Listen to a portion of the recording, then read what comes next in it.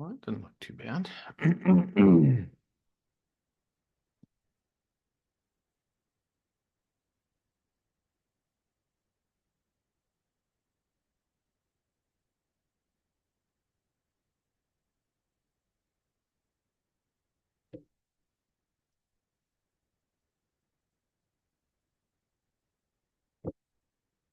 Hey, welcome, fellow listing agents. Bob Mangold, the listing coach here with episode 44 of the If You List Your Last podcast. Hey, listen, as always, thanks for listening, sharing, and downloading. Today, we've got a pretty important topic for you. We're going to talk about why old-fashioned teams and brokerages will go broke in the next 24 months. So if you're on a team, this is critical information for you. So grab a cup of coffee and settle in. Just a reminder, make sure you join our Facebook Real Estate Asset Advisor Facebook group so you can join in on the conversation, share your thoughts, comments on any of the topics I discuss right here on the podcast. And one more thing before I get started, if you are an agent in California, Arizona, Texas, Florida, Illinois, or Kansas, and you're a high-performing agent that would like to talk about starting and growing a listing agency in those markets, if we feel you're the right leader, we'll invest in the marketing and infrastructure of your business without taking any overrides or royalties. Now, if you're open to conversation around that, make sure you join the Facebook group and send me a DM. With that, let's get into this week's mortgage update. Going to be pretty quick here. Let's just talk about the reports that are coming out. Tuesday, we have a 3-year note auction. That's going to be a fairly important deal because it's going to determine what the strength is for the mortgage-backed security market and is going to help us a ton. Wednesday is going to be mortgage applications and the CPI, the Consumer Price Index. So that's a big deal. Going to tell us what that inflation number is. It's going to have an impact on the Fed. Again, I personally believe the Fed's only going to drop rates by quarter basis point in September, which happens, what is that, next week? And at the end of the day, it doesn't have a huge impact on mortgage interest rates. Again, it's the car loans and the credit card debt that'll be impacted, but it's starting to show signs of that happening. And the way that mortgage-backed securities in the 10-year Treasury is tracking right now, it's all extremely favorable for interest rates to be coming down. That's actually what determines the interest rate, folks, is the mortgage-backed security market.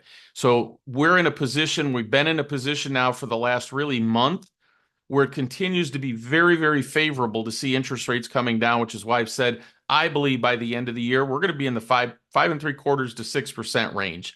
On Wednesday, also, there's a 10-year note auction. 10-year notes can have an impact on mortgage-backed securities because that's what's competing for money, right? So as an investor, do I want to buy 10-year treasuries, or do I want to put it into a mortgage-backed security, which is based on mortgages and repayment and things of that nature? So that's why the 10-year is actually important. That technically has nothing to do with mortgage interest rates, but it does compete for those dollars, okay? And then Thursday, we have the producer price index. So that's the cost of producing things. So Wednesday is consumer, meaning how much does stuff cost for them. And then Thursday is producer price index. How much does it cost for the producer? Because, folks, if the cost to produce goods goes up, what happens to the price? It's inflation. And then Thursday, we have jobless claims again for, well, as much as we want to believe those things. So if you listen to me for any amount of time, you know I have absolutely no faith in those. Unfortunately, the markets in the street do respond to that. And then finally, Thursday, we have the 30-year bond auction, which that has it has an impact on mortgage interest rates only because it competes for dollars, okay? So that's what's going to happen this week in the mortgage arena. Again, I think long-term, we're going to be okay, and you're going to see rates come down, folks. So now let's get into today's big topic. Going to be a little controversial here. Why old-fashioned teams and brokerages will go broke in the next 24 months. How could I say such a thing? Who am I to say that? Well, folks, what I'm going to share with you is an article and a study published in Housing Wire. So these are the facts that they produced in their studies that I'm going to share with you today. So it's not my opinion. These are just numbers that are coming out. So what they said was, if real estate brokerages fail to make changes to their operations, well, what does failing to make changes to your operation mean, folks? It means cutting staff, closing offices, things like that. 79% of them will be unprofitable if the terms of NARS, nationwide commission settlements, lead to typical agent commissions dropping to 2%. Folks, so what happens, or what they're saying, is if commissions actually drop to 2%, I don't see that happening either, but I do think between 2 and 2.5%, you're going to see 80% of the businesses be unprofitable. Well, folks, if they're unprofitable, how do they stay in business? You got to think about that. Now, for the purposes of today's call, and I'm going to break down some things, some differences between team and brokerages. They're one and the same, right? If a brokerage can't make money, well, how would a team make money? So if you're on a team, you need to understand that. Now, this accounting study was done by a company called AccountTech. What they did was they analyzed the operations of 100 randomly selected brokerages with agent counts ranging between 5 and 5,000. So that's a pretty good, breakdown anyway. According to the report, the study calculated the future net profit for brokerages while assuming that sales volume, company overhead, and agent split percentages remain at current levels.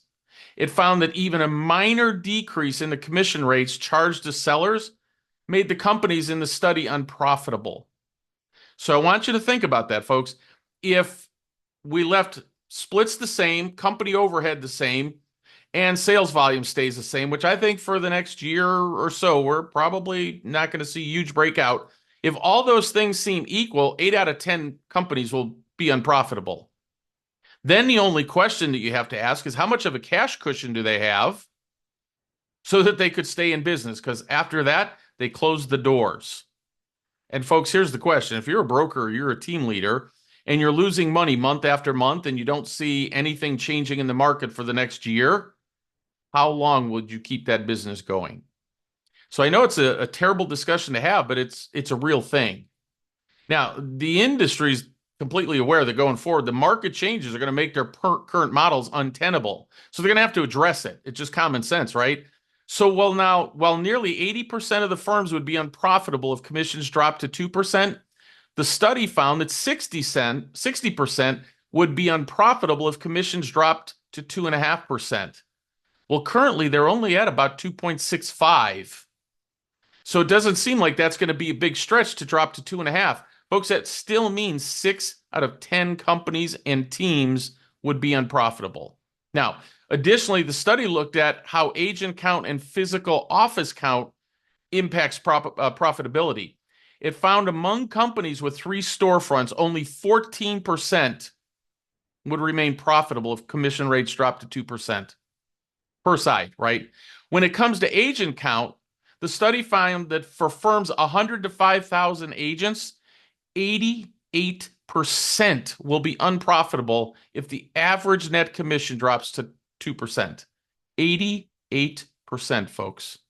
So if brokerages hope to break even, AccountTech found that if the commission rates drop to 2%, more than 75% of firms analyzed will need to increase their income or cut expenses for every agent in their firm by $2,908 per agent. That's $290,800 per year for a 100-agent firm. Now, these challenges come as brokerage gross profit margins have fallen to a nationwide median of 15%.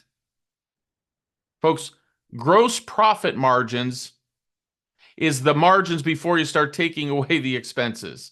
Now, that's due to a variety of factors, including increased pressure on brokers to provide agents with a larger split of the commission. That's going to be a dilemma. Additionally, rising labor and occupancy expenses have driven up operating costs, putting even further pressure on the firm's top line's revenue. Folks, if you're working for a 100% company and it's a flat fee, does that impact them? It does. So commission compression is a real thing, but there's more to it than just the commission compression, folks. So if you're on a team, let's kind of talk about that, because typically teams run on leads that they're buying from Zillow, as an example, or Realtor.com. They may spend some money on Facebook or Google pay-per-click and things like that. But at the end of the day, the large majority of the teams, especially ones I know, are using Zillow and Realtor.com. Well, they've changed their model to going to a percentage, like 40% of the income. So if commissions drop to, let's say, 2.5%, forget two, let's just say 2.5, and then you have to pay 40% of that to Zillow. The broker's got to get their cut, the team leader's got to get their cut. What's left for the agent? And the answer is not much. It's not enough to run a business. Therefore, if a team is running based off of Zillow and Realtor.com leads all the time, they have no other sources of business, those teams are going to be extinct within the next year. Next, the marketing expenses have, well, they're risen dramatically. Let's just look at direct mail. Direct mail just went up again by like 15% about a month ago or so. So if you're using direct mail and you're farming and things like that, that got more expensive, folks. And if companies like Facebook and Google understand that, well, businesses can't do direct mail because that got out of hand and TV advertising got out of hand, and more people flock to the Facebooks and Googles, what do you think they're going to do with their advertising rates? They're going up, and they're already ridiculously expensive. So at the end of the day, if a team leader's got a team, Zillow's taking more and more and more from them, all the costs of generating business are going up. There's only a couple things they can do, folks. In order to remain profitable, they're going to have to start cutting support staff. Well, when you do that, agents are going to need to become more self-sufficient. That results in them questioning, well, why am I paying a team leader then? Agents and team models have become accustomed to low conversion leads that require time to nurture, right? Which results in the need to consistently flood the funnels with more low quality leads. I'll never forget, about 8 years ago, one of my coaching clients called up and he said, hey, I need to like really ramp up the number of leads I'm getting. And I said, really? Why is that? And he said, well, my agents have gone through the leads and, like they're not ready to buy and things like that. And he said, so I just got to get more. And I said, no, I actually don't agree with that. I think what you need to do is you need to take and go through an audit what your agents are doing with the leads that you have. Number one, I think you're going to find that most of them aren't really even calling them, or if they do, they leave a message, and when they don't return a call, that's it. They don't call them again. That's not follow-up. And then if they do talk to them, then they don't follow up afterwards. If they go, well, no, it's still going to be 6 to 12 months, they still don't follow up with them. Because, folks, here's what I can tell you. After 33 years in the business, if you tell me 6 to 12 months, it means about 90 days. And so they're constantly having to fill the pipeline with more and more leads because agents simply are not working them properly. They need to work with the ones that are going to feed their family today. They don't have time for nurturing. Well, that requires an agent to do a lot more work to generate closings, which isn't particularly efficient. It's extremely expensive for the team leader. Training time for agents is going to require a huge part of your time and attention. Because if you don't do that, folks, turnover is going to skyrocket. The truth is, turnover is going to skyrocket anyway for both teams and brokerages. Here's why. They're going, well, why am I going to pay a team, call it 30, 40, 50% of my commission? I get these crappy leads. I used to have my flyers made for me and things like that, but they had to lay those people off. And now we're not doing as much training because the team leaders got to go out and produce. None of that's conducive to running a team efficiently, is it? So whether you're a team or a brokerage, you all have the same thing. Now, if you're a broker that doesn't supply leads for your client or for your agents, you don't have those pressures. But if you're sitting on a team right now, I'm just telling you, folks, within the next 24 months, you're going to have to learn to fish and eat on your own because they simply won't be able to stay in business financially. It has nothing to do with them, their capability, or any of it. If commissions come down and expenses go up, there is no choice but to disband, period, and go back and produce for themselves. Doesn't mean they're bad team leaders or anything like that. It's just the economics of it. I guarantee all these lawyers and everything, they didn't take into account any of that because the real question is, folks, when there aren't real estate agents around, who's going to handle these highly litigious transactions? So sorry to be the bearer of bad news, but, well, is there good news? Is there anything you can help me with that helps me to know that, well, I do have a choice, that I could do something about it? Well, here's what I would tell you. You could form a next gen team. What is a next gen team? It sounds like a cool name, next gen, right? Well, if you get outside the box and you start to think about real estate differently, what if you had a team where you got compensated for training the agents so that they didn't have to swipe their credit card for coaching?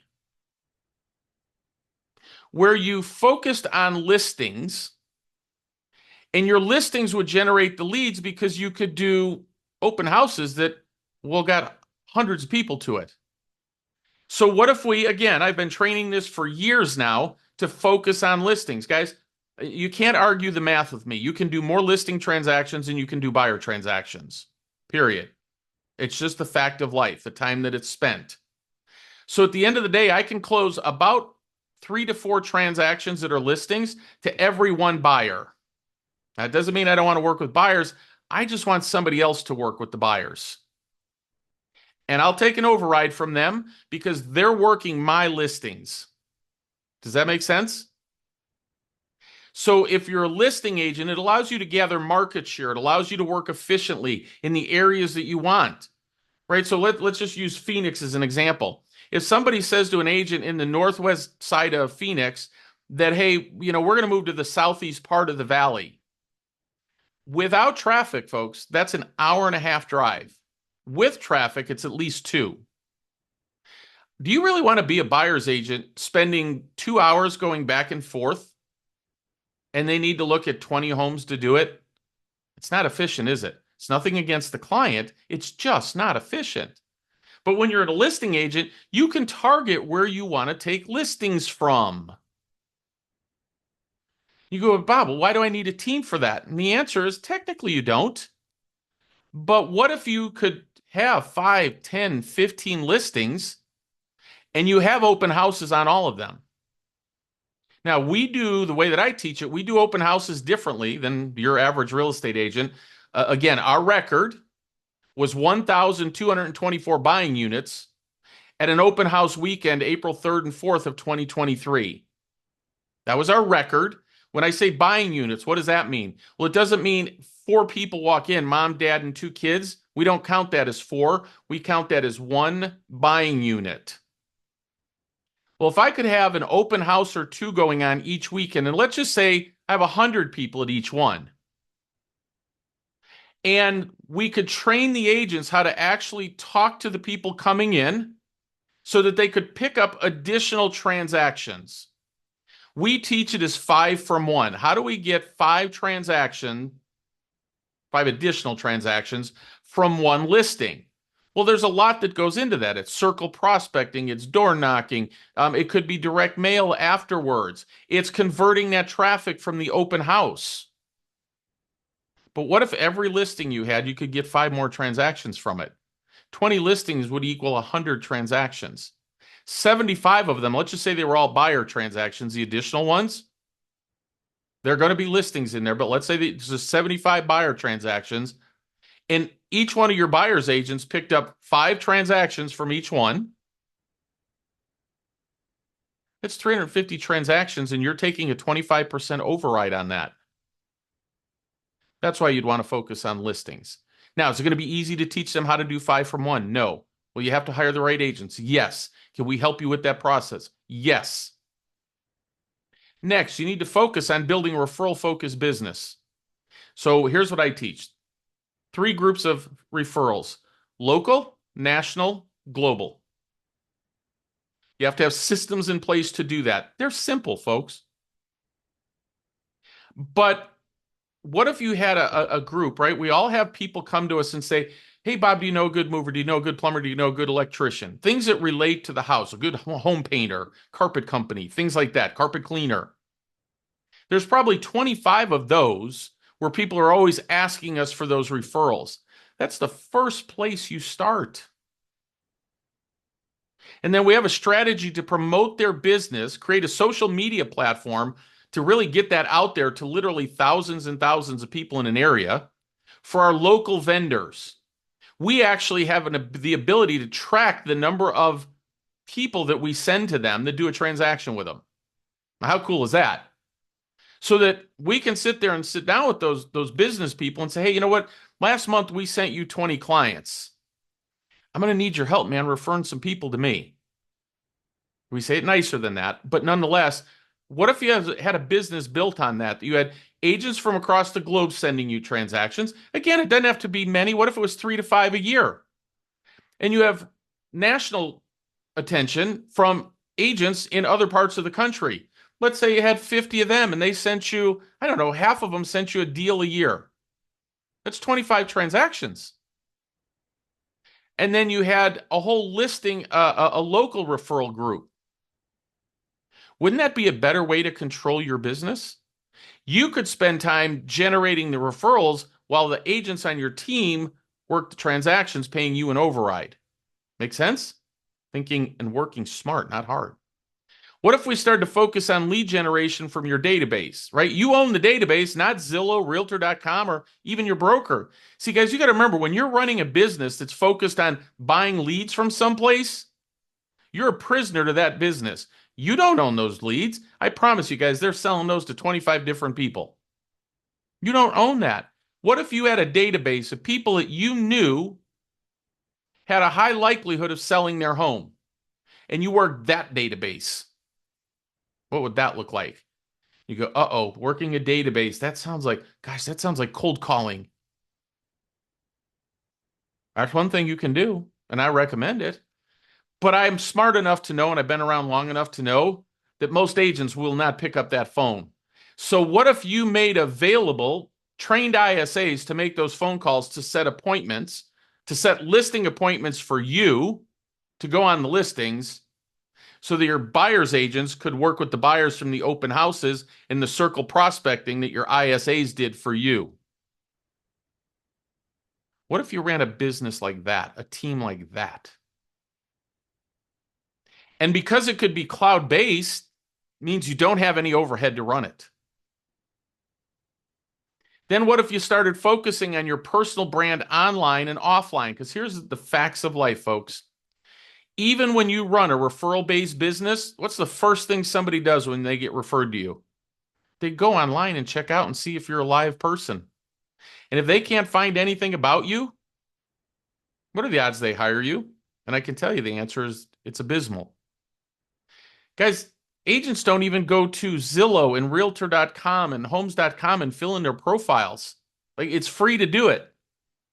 Usually that's the number one place that you show up when you Google a realtor's name, and then you go there and they don't have a profile set up. What does that make me think about you, even though you were referred to me? I'm not looking at working with you, to be honest with you. If you don't have reviews, I probably, unless I really have strong feelings about how that, that referral person was, I'm not feeling really good about you. So it isn't a function that you have to build a personal brand or not. And you need to do it online and offline. And by the way, guys, that does not mean you're doing dancing videos on TikTok. That does not work. So you got to build a personal brand online and offline. And what if you were able to offset your expenses through collaboration to the point that you have none? You could actually run a team without expenses, yet you were able to still provide massive service and value to your team. Now, that's going to require you to run a business differently than the way they're being run right now. Because, guys, I promise you, all these team leaders are trying to figure out how in the world do they pivot their business. We've already pivoted that way. We already have this in place. We can already help you with this. So again, if you're located in California, Texas, Arizona, Florida, or Kansas, or Illinois, and you want to look at a team model like this, you can reach out to me by visiting my website, www.bobmangold.com, and click on the link to schedule a call with me. And then we're going to have to determine, are you a good fit for that, right? We have very clear criteria about the people that will back this way, right? I mean, think about it this way, guys. If we're going to invest in your business financially, we darn well have to make sure we have the right people. Make sense? Because we want to have fun working with the people that we work with. We want to impact lives, both our agents' lives and our clients' lives.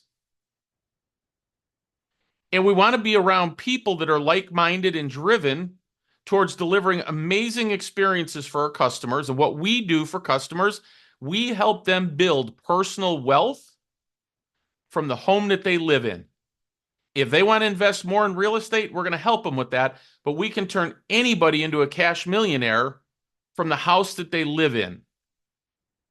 So we're focused 100% on providing amazing benefit to the people that we work with. Not just we give good service or you can call me at 10 o'clock at night. No, we're dedicated to making you wealthy.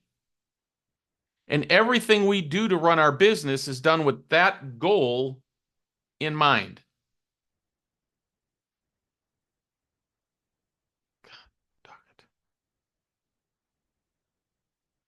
So with that, I hope this helps. And remember, if you list, we'll see you next. So I hope this helps. And I look forward to hearing from you next week. And again, you can visit www.bobmangold.com and click on the link. And most importantly, folks, remember, if you list, you last. We'll talk to you soon.